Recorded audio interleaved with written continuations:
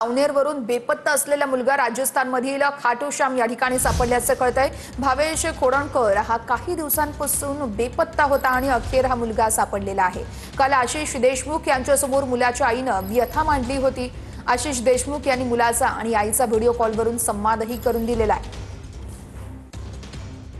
श्यामजीला भेटला तू आता आपण सगळे प्रयत्न केले, तुम्ही पण होत्या पोलिसांकडे, दिल्ली पोलिसांना, रतलामच्या पोलिसांना, सिकरच्या पोलिसांना, खाटूश्याम पर्यंत पोहोचले। तुमचे खूप खूप आभार भाऊ। नाही आभार नाही, तुम्ही सगळे चांगले आहे, तुम्हाला मनाला चांगलं वाटलं। पण तुमचाच पाठिंबा होता म्हणून मी शोधू शकली, तुमची मदत करू शकली। नाही तुमच्या आईचं ममत्व त्यानिमित्ताने किती आहे तुम्ही तिथपर्यंत जात गेला। खरे बेटा पोरा बोलायला लावा माझ्याशी। बातमी आता नाशिकमधून आहे। नाशिकच्या घोटीमध्ये विवाहितेने आत्महत्या केलेली आहे। सासरच्या छळाला कंटाळून आत्महत्या केल्याचा कुटुंबियांचा आरोप आहे। विवाहितेच्या आत्महत्येप्रकरणी 6 जणांवर गुन्हा दाखल झालेला आहे। सासू, पती, दीर आणि 3 जावांविरोधात पोलिसात गुन्हा दाखल झालाय।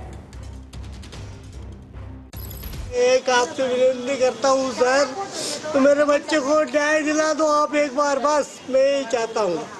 तो मेरा बच्चा ऐसा नहीं कर सकता है, बाकी इन्होंने फंसाया मेरे बच्चे को, मेरे को फंसाया इन्होंने, ऐसा पूरा फंसाया। आमची मुलगी अशी शक्यताच नाही की ती आत्महत्या करेल। असं बहादूर मुलगी होती आमची, अशी करणारच नाही होती ती।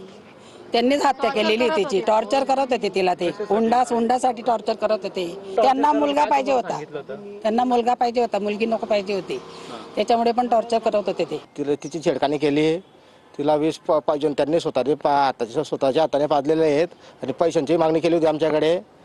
पैशाची मागणी केली, आम्ही देऊ शकले नाही म्हणून त्यांनी असं केलेलं आहे।